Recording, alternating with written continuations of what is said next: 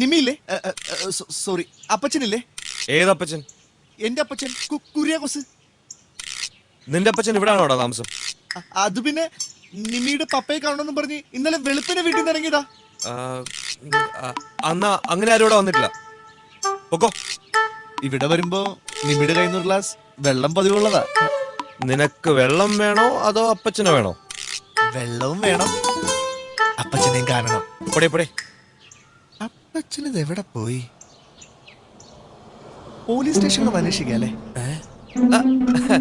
നമ്മുടെ കുര്യച്ചന്റെ മോനാണല്ലേ? ഞാൻ കുര്യച്ചന്റെ അപ്പച്ചനും അപ്പച്ചൻ എന്ന് പറഞ്ഞാൽ ഞങ്ങൾക്ക് എങ്ങനെ മനസ്സിലാവും? ഞാൻ ഇങ്ങനെ പറഞ്ഞപ്പോഴേ നിമ്മിയില്ലേ? പിന്നെ നിമ്മിയുണ്ട് അപ്പച്ചനുണ്ട്.